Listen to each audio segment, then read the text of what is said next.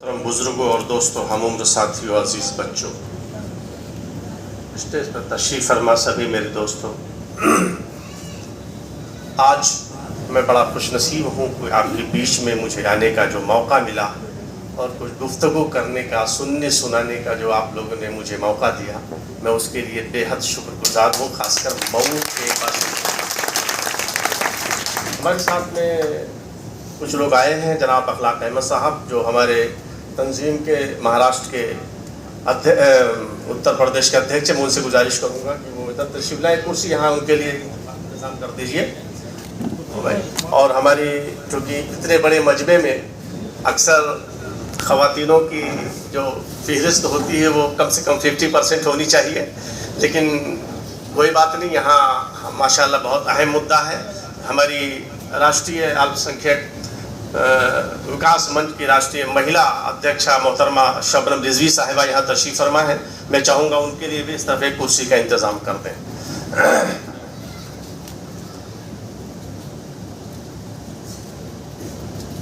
इस प्रोग्राम में मेहमान खुसूसी के तौर पर तशरीफ लाए आली जनाब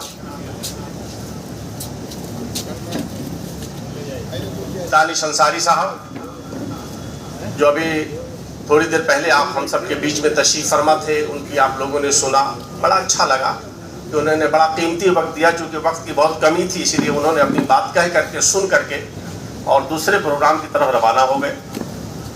और जो बैठे हैं हमारे बीच में जनाब हाजी कैफुल वरा साहब, उर्दू अदब की दुनिया, उत्तर प्रदेश की जिम्मेदारी उत्तर प्रदेश के वज़ीर आला ने उनको सौंपी है। उनकी शख्सियत किसी तारुफ की मोहताज नहीं। बस इतना समझ लीजिए कि हमारे प्रदेश के मुखिया जनाब योगी आदित्यनाथ जी उनको चाचा कहकर बुलाते हैं। वो हमारे बीच में बैठे हुए हैं। इससे बड़ा परिचय और नहीं हो सकता कि चाचा और भतीजे का रिश्ता क्या होता है, और सियासी अगर रिश्ता हो जाए तो समाज के लिए बहुत अच्छा होता है। आज हमारे बीच में वो भी तशरीफ फरमा है। इस प्रोग्राम को बहुत ही ढंग से संवारने और सजाने का काम आपके बीच में, जो अभी बड़ी प्यारी प्यारी बातें कह करके आप सबको, हम सबको लुभा रहे थे, त्रिवेणी प्रसाद जी, बीच में मुझे एक शेर याद आ गया उनको देख करके, जो फितने उठाते हैं यहाँ उनको बता दो, मुस्लिम की करो प्रार्थना हिंदू को दुआ दो, ये हिंदू मुसलमान के फितनों को मिटा दो, एक माँ के दो बेटे हैं ये दोनों को मिला दो। सलमान अबरार साहब जो हमारी ऑर्गेनाइजेशन के, जो उत्तर प्रदेश की टीम है उसके नायब सदर हैं, जनाब खड़े हो जाइए। इनको भी हमने बहुत बड़ी जिम्मेदारी दी है और मुझे उम्मीद है कि ये तालीमी म्यार में बहुत ही आला मकाम रखते हैं।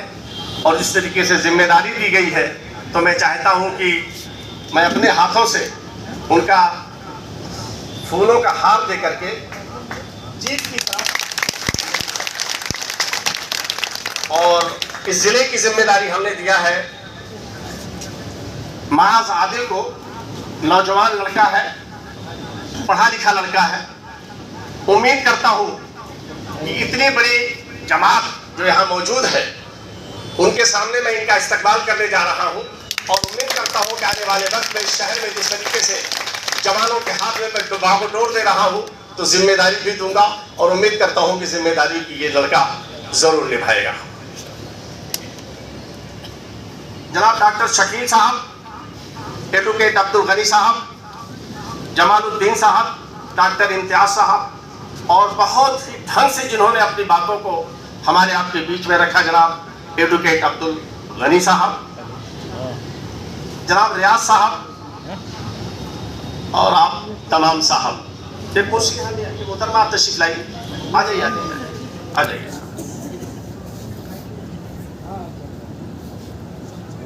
कहने को तो बहुत कुछ है, रात गुजर जाएगी, दिन गुजर जाएगा, हमारे ऊपर जो जुल्म तशद्दुद की आंधियां चलाई जा रही थी और चलती आ रही हैं, वो गिनते गिनाते शायद बड़ा वक्त हो जाएगा। मुख्तसर में बहुत ही खास बात करने के लिए आज आपके सामने आया हूं और चाहूंगा, क्योंकि ना तो अभी कोई चुनाव है कि मैं चुनावी रिश्ते से आपके बीच में आया हूं कि आप वोट देंगे और फिर सरकार का कोई फायदा होगा। चुनाव था, मैं शहर में आया था, बहुत सारे लोगों ने प्यार और मोहब्बत से हमें अपने घरों तक ले जाकर के हमारी इज्जत अफजाई की, हमारी बातों को सुना भी था और लोगों ने अपना काम भी किया था। जीतना हारना बात की बात है। हमने वादा किया था कि चुनाव के बाद, चूंकि हमारी सरकार चल रही है और सरकार होने के नाते हम चाहेंगे जो जिम्मेदारी हमारे प्रदेश, हमारे देश के वजीर आला जनाब योगी आदित्यनाथ जी ने हम सबको दी है और देश के प्रधानमंत्री जनाब नरेंद्र मोदी साहब ने हम सबको दी है, उसी जिम्मेदारी के तहत हम चुनाव के बाद आएंगे, आपकी सुनेंगे और अपनी सुनाएंगे और जहां तक हो सकेगा यहाँ के मसाइल को हल करके जाएंगे।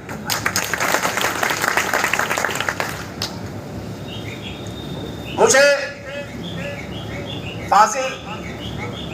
नेता फाजिली साहब का वो शेर याद आ रहा है, मैं यही से अब शुरू कर रहा हूं। कुछ खसूसी बातें बिल्कुल ध्यान से सुनिएगा। सफर में धूप तो होगी, जो चल सको तो चलो। सफर में धूप तो होगी, जो चल सको तो चलो। सभी है भीड़ में, तुम भी निकल सको तो चलो। सभी है भीड़ में, तुम भी निकल सको तो चलो। किसी के वास्ते राहें कहाँ बदलती हैं, किसी के वास्ते राहें कहाँ बदलती हैं। तुम अपने आप को खुद ही बदल सको तो चलो। अपने आप को खुद ही बदल सको तो चलो। और यहाँ किसी को कोई रास्ता नहीं देता, यहाँ किसी को कोई रास्ता नहीं देता। मुझे गिरा के अगर तुम संभल सको तो चलो। मुझे गिरा के, यहाँ किसी को कोई रास्ता नहीं देता। मुझे गिरा के अगर तुम संभल सको तो चलो। यही है जिंदगी, कुछ ख्वाब चंद उम्मीदें। यही है जिंदगी, कुछ ख्वाब चंद उम्मीदें। इन्हीं खिलौनों से तुम भी बहल सको तो चलो। हज़रात, ज़र्रों को चट्टान बना दे या अल्लाह, वहशी है इंसान बना दे या अल्लाह। हिंदू मुस्लिम एक ही थाली में खाएं, ऐसा हिंदुस्तान बना दे या अल्लाह। आज मऊ की उस पाक सरजमीन पर मौजूद हूं मैं, जिस सरजमीन को सब्ज, हरा और खूबसूरत बनाने के लिए मौलाना अब्दुल लतीफ नोमानी साहब ने, मौलाना हबीबुर रहमान नोमानी साहब ने अपनी पूरी जिंदगी को वक्फ कर दिया। आज मैं वहां आप लोगों के सामने मौजूद हूं। मैं देख रहा हूं आप लोग मामूली शख्सियत नहीं। मेरी नजर में ऐसा लगता है कि हर शख्स यहाँ का एक अंजुमन बैठा हुआ है, अपने में सारी कैफियत को यहाँ के जानना चाहता है और करना चाहता है, समझता है। मैं बड़ा खुशनसीब हूँ कि आज मुझे आप लोगों के बीच में कुछ कहने और सुनने का मौका मिल रहा है। हज़रात, जब मैं चुनाव से पहले यहाँ आया था तो लोगों ने मेरे सामने कुछ मसाइल रखे थे। पहला मसला ये था कि जनाब यहाँ बिजली का जो बिल है और जो मोटर चलता है उसके जो रकूम फिक्स किए गए हैं, यहाँ की गरीब आवाम उसे देने पे बहुत ही मजबूर है। लिहाजा हुकूमत हिंद से या हुकूमत उत्तर प्रदेश से आपसे मुतालबा है कि आप कर दीजिए ताकि उस फीस को कम करके गरीबों के ऊपर बेहतर से बेहतर इंतजाम किया जाए। जो पहला मसला था। ऐसे मॉडल।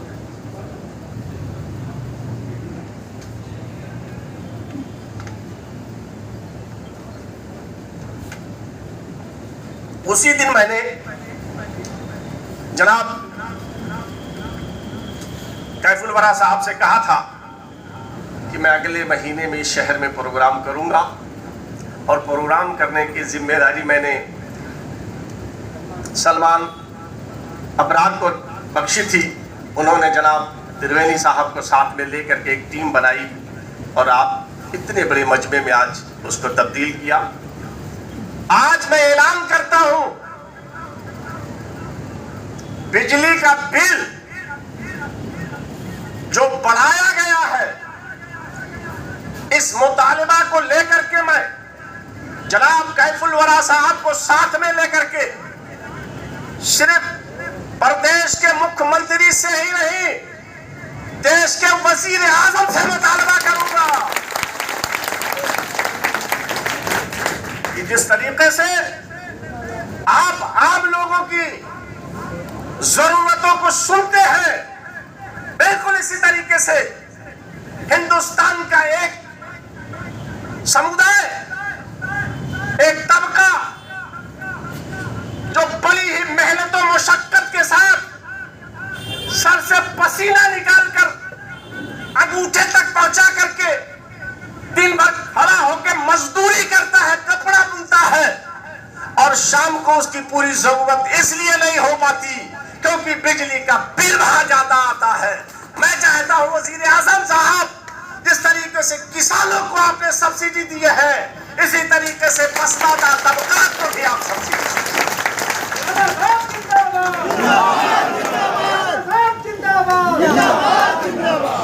क्योंकि हमारी देश की अक़लियती उमूर की जो वजीर है, मंत्री है मोहतरमा स्मृति ईरानी साहिबा, मेरे उनके ताल्लुकात कम से कम 12-13 साल से हैं। क्योंकि मुंबई में रहती है और मैं भी मुंबई में रहता हूं, तो किसी ना किसी बहाने से मुलाकातें होती रहती हैं, बातें होती रहती हैं। जब वो मंत्री नहीं थी तब उन्होंने मुझसे एक बात कहा था कि अहमद राना, अपने समाज के लिए कुछ बड़ा करने का सोचो, अच्छा करने का सोचो।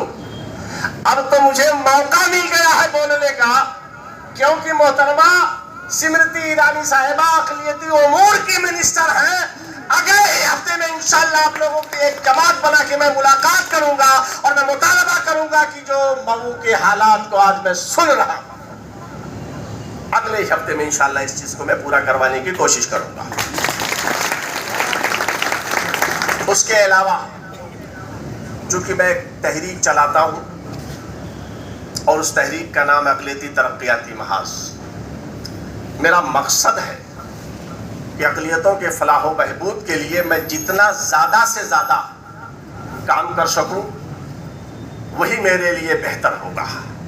तो अभी जनाब त्रिवेणी साहब ने जिस तरीके से अभी मंच से कहा, आपके सामने से कहा कि यहाँ पर कॉलेज की ज़रूरत है, लड़कियों के निस्वा कॉलेज की ज़रूरत है, यहाँ पर बस स्टैंड की ज़रूरत है, यहाँ पर हॉस्पिटल की ज़रूरत है।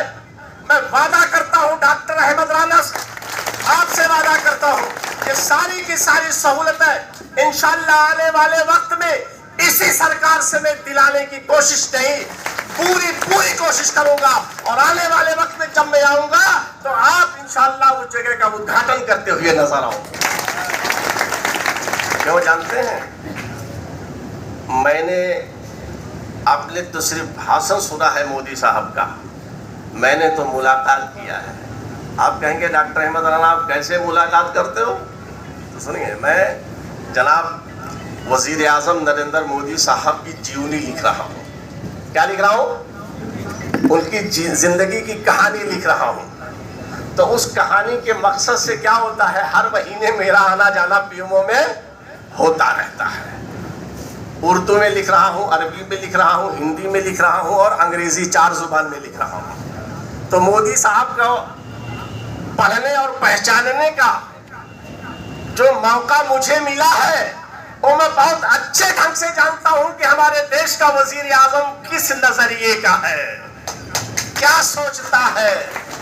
आज मैं इस बात को अलग ऐलान कहता हूं कि जिस तरीके से मोदी जी कहते हैं सबका साथ, सबका विकास, सबका प्रयास, यकीन जानो वो सिर्फ कहते नहीं है, कहने का नारा नहीं है, बल्कि जमीन पर उतरकर अपने कार्यकर्ताओं से कहते हैं कि ये करके दिखाने का वक्त है। क्योंकि मैं इस देश का वजीर आजम हूं, मैंने पढ़ना शुरू किया है वजीर आजम को, मैंने परखना शुरू किया है, और ये सारे मसाइल इंशाअल्लाह रहमान बहुत जल्द ऐसे हल होंगे।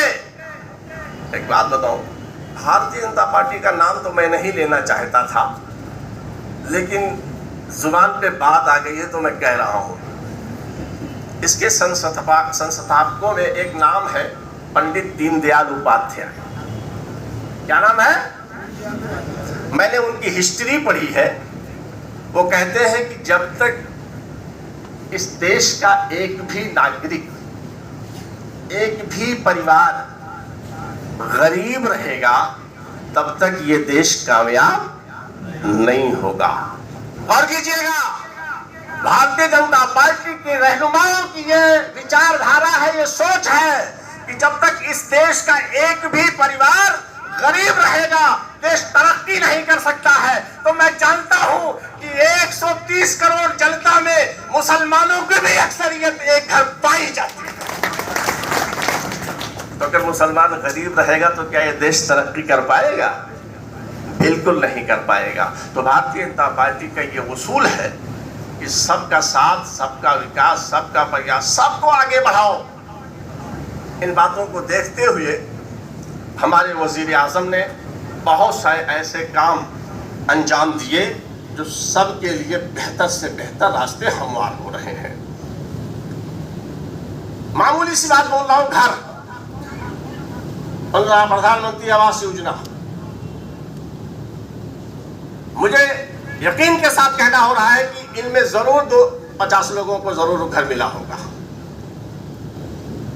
अगर घर बांटा गया, माशाअल्लाह, एक साहब खड़े बैठे, उन्होंने कहा मुझको मिला है, तो उसमें जात और मजहब देख करके नहीं बांटा गया। अगर हिंदू को गरीब समझ करके घर मिला तो मुसलमानों को भी घर मिला। राशन बांटा जा रहा है, कोई मुसलमान ये नहीं कह सकता कि अगर मैं गरीब होकर के अपना राशन कार्ड ले जाकर के जमा किया हूं, मुझको राशन कार्ड ना मिला हो। सिलेंडर बांटा गया, सबको एक सा मिला। बैंकों में सबके नाम लिखे गए, नाम का खाता खोला गया, कोई मुसलमान और हिंदू समझ के नहीं खोला गया। सड़क का निर्माण हुआ, किसी एक के लिए नहीं हुआ। हजारों मिसालें ऐसी हैं तो हिंदुस्तान के वजीर आजम ने किया और हम सब ने उसका फायदा उठाया।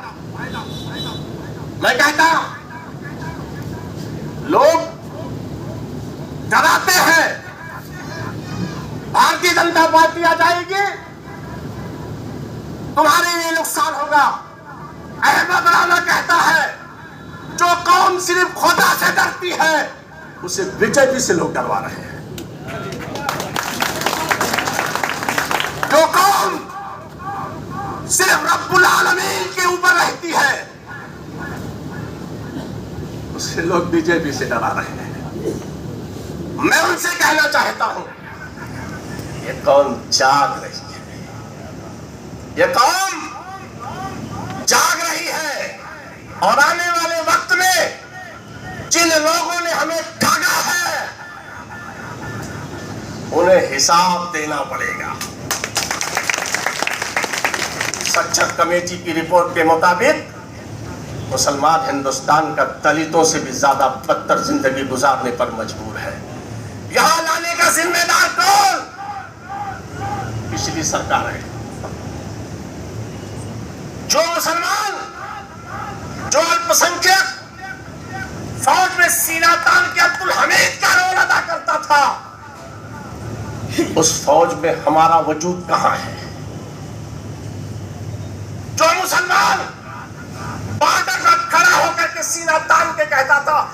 पाकिस्तान से हम लड़ेंगे, उनका हिंदुस्तान के फौज में वजूद कहां है?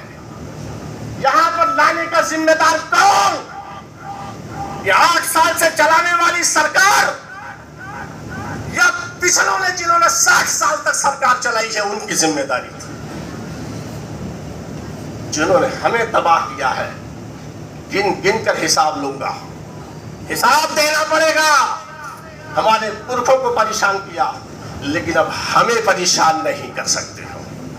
हम जाग रहे हैं और अब हम हुकूमत में भी रहेंगे, सियासत में भी रहेंगे, पुलिस में भी रहेंगे, वकील में भी रहेंगे, जज भी बनेंगे और मुल्क के कमांडर भी बनेंगे। क्यों? क्योंकि ये कौम जाग रही है और जब कौम जाग जाती है तो उसे सुलाने के लिए बहुत देर लगता है। तो दोस्तों, मैंने आज़म किया है कि अगर पंडित दीनदयाल उपाध्याय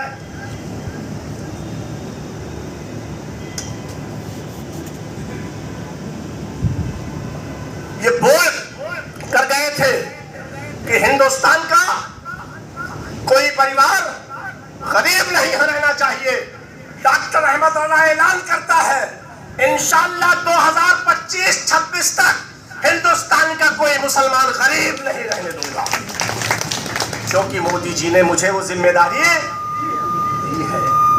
जाओ, सबके लिए काम करो। हर समाज अपने समाज के लिए काम करता है, तुम भी अपने समाज के लिए काम करो। कैफुल वरा साहब जैसी शख्सियत को उन्होंने मुझे दे दिया है, दानिश अंसारी जैसे लोगों को उन्होंने मुझे दे दिया है। जाओ, इनके साथ मिल करके अपने समाज की तरक्की के लिए बेहतर से बेहतर काम करो।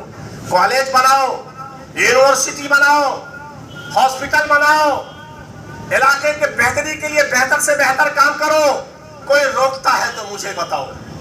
तब इतनी सारी जिम्मेदारी अगर हमारे देश का मुखिया ने मुझे दे दिया है तो क्या मेरी जिम्मेदारी नहीं बनती है आप तक उस बातों को पहुंचाऊं? ये मेरा फर्ज है और उसी जिम्मेदारी के साथ आज मैं आपके सामने रूबरू हुआ हूं और वादा करता हूं इंशाअल्लाह जितनी चीजें आप लोगों ने कहा है बहुत जल्द उस जमीन पर होती हुई नजर आएगी और मऊ के लोग देखेंगे। और सिर्फ मऊ के लोग ही नहीं बल्कि मऊ के लोगों के सदक़े में बहुत सारे लोगों का भला हो जाएगा। ये कह रहा हूं। यही नहीं, टांडा का भी कामयाबी मिलेगी, अमरडोभा भी वालों को भी कामयाबी मिलेगी। और महाराष्ट्र सिर्फ उत्तर प्रदेश वालों के लिए नहीं, महाराष्ट्र के भी अल्पसंख्यक मुसलमानों के लिए भी वो सब कामयाबी मिलेगी। बहुत सारे बुनकर हैं हमारे भाई, जिन लोगों को जिस चीज की जरूरत है वो सारी की सारी जरूरतें हम सब मिलकर के एक दूसरे की पूरी करेंगे। आज इस बात को लेकर मैं वादा करता हूं और इस मऊ की पवित्र माटी पर खड़े होकर के आप लोगों से वचन लेता हूं कि मैं इंशाअल्लाह जिंदा रहा तो आप लोगों को गरीब नहीं रहने दूंगा। शुक्रिया, अल्लाह हाफिज, खुदा।